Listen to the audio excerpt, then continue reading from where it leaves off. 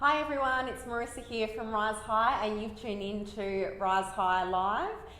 We have a very special show for you today. We are talking about teaching kids about money, and we are really excited to actually be filming today live from Sturt Street Community School.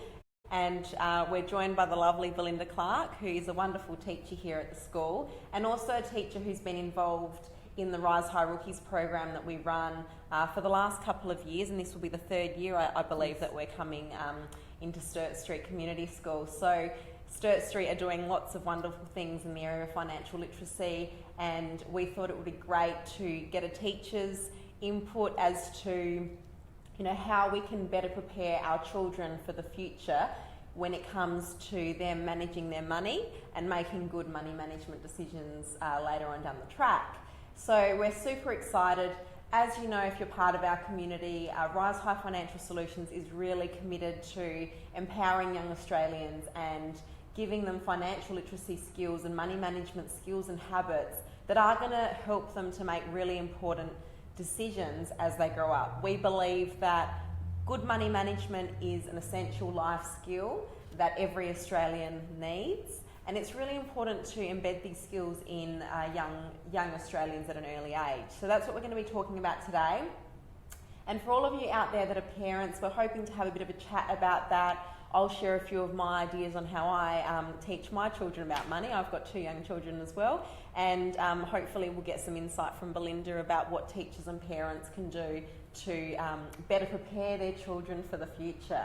So we will get started in a minute, but before we do get started, I do want to share some context around why we believe so strongly in this topic and why we've invested so much time and effort into our Rise High Rookies program, where we do volunteer our time to go into schools to teach the kids about financial literacy.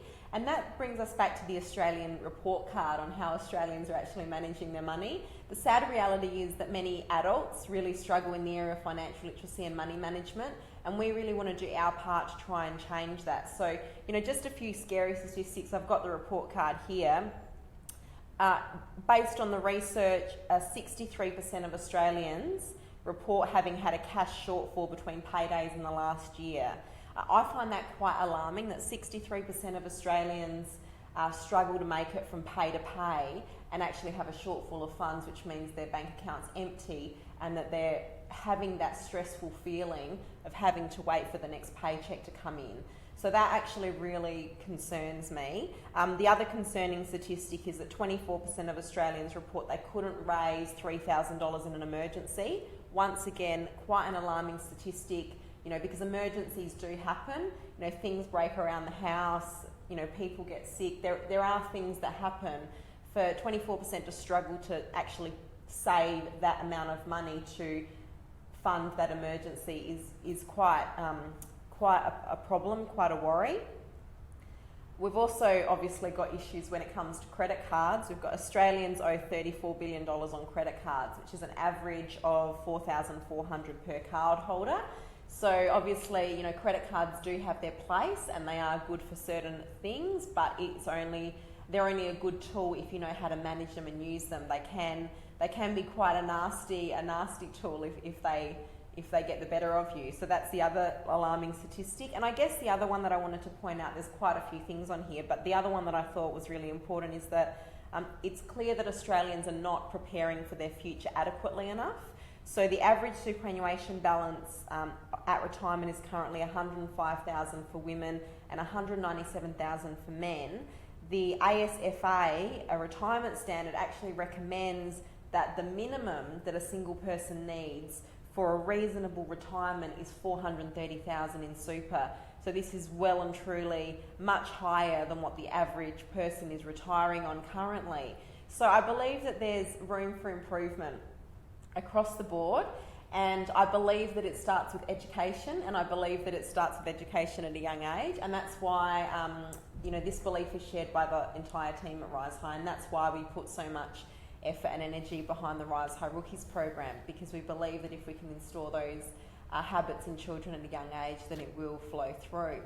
So that's basically the context around the discussion today. We will be taking questions, so if you are watching live and you do have a question or a comment, we would love to hear from you. You can put it in the comment section below, or you can send it to amanda@risehigh.com.au. And but yeah, now we'll get started. So, Belinda. Yes. Welcome. Thank you. I believe this is Belinda's first Facebook Live, and this is also our first one that we've done off-site, so please be patient with us, but really excited to have you here today, and especially excited that this is our third year coming into Sturt Street Community School. You have been such a great supporter of the Rise High Rookie Youth Program, and year after year we've been constantly impressed with the teaching staff here and with the students. They've just blown us away with their enthusiasm, their intelligence and their love of learning, and also just their creativity and their ideas and their inspirations. So we're super excited. We'll be coming here next week to do another financial literacy presentation for your students, which is really exciting. But I'm really keen to hear your thoughts on why you believe financial literacy is such an important education for young Australians. Yeah. So firstly, thank you, Marissa. That was lovely what you just said. It is very important that they know how to use money and manage money, and a lot of that comes from home as well, and what they see their parents doing. But it's also about learning how to know the difference between needs and wants as well. Absolutely. Because a lot of kids just see things and they want, but they've got to understand that there's a cost that goes with that, and that goes right through life, obviously, with what the statistics you were just saying there. That's the proof of it all. So. I know, and you know, needs versus wants, it sounds like an easy concept, but you know, many young people do struggle to differentiate between things that they might feel like they really, really need something, but do they actually really need it, and really trying to differentiate between those things. Absolutely. Yeah. And do you believe, from your perspective as a teacher at a primary school, what sort of age level do you think children can actually start developing an understanding of money and the basic lessons that need to be taught to? Well, right from the early reception years, where they are playing shops and purchasing things that they want, and bargaining and bartering, all those skills that they're right from a very, very early age. That's such a fantastic example, and that's something that parents can do at home with their kids from a really young age. You know, teaching them the concept of giving money in order to receive a good, and receiving change, and counting, and all of those sort of lessons. So I guess from that perspective, I think a lot of parents out there feel like they need to wait until their children are a little bit older before they start introducing the concepts of money. But what we've found is that children can actually start understanding and learning about it a lot earlier than we thought. Yes, do you find that as well? Absolutely, and I own a business as well. So great. Whenever I see kids coming in with their parents, I always encourage them to speak up and say what they want, and say how much it was, and see if they can work out how much change they get, and all that sort of thing. That's as well. fantastic. Yeah. That is such a good lesson that you can share with them. And do you believe that if we introduce financial literacy and teach kids about financial literacy in primary school and in high school, that they will then take those lessons onto their later life when they do start working and earning money? I think it all helps. It all helps, and if they've got some basic grounding, and then it's encouraged at home again, then it's all going to certainly help develop their understanding of how to manage money. Yeah. So I'd love to talk about home a little bit more, because I completely agree with you. That it is really important for parents and families to get involved in the financial literacy education piece, because they can only learn so much from school. They can only learn so much from programs like Rise High Rookies that we run. Ultimately, they will be looking at their parents' behaviour and relationship towards money, and that will help to form their own relationship to money and behaviour with money in the future. So do you have any ideas of what parents can do at home to try and instill good money management habits and good relationship with money in their children? Yeah, well, again, I think it's really important that parents will do the old giving them a weekly allowance. Yes. Or not necessarily a weekly allowance, but giving them some money for doing jobs around the house, so they have an understanding that, you know, if you do this, then you get that, and then you can use that to buy something that you really want and put it towards something you want, and having a value for what you're getting, rather than just being handed money all the time and having no understanding of the concept of what the worth of it is. I mean, it sounds like such a simple concept, but there's so many important lessons in that method. In that, yes, like you said, that you're teaching them that they do have to earn their money. You're teaching them that once they actually get their money, there is a limited amount of money. Yep. That as they buy things, their limited amount of money reduces. And that's an important lesson in itself. And working out what's more important. Do they want A or do they want B? And should they buy it now or should they wait for it to be on sale? That's right. You know, I think I find, you know, and being a mum myself, I find that children of today's society, you know, they want instant gratification. Yes.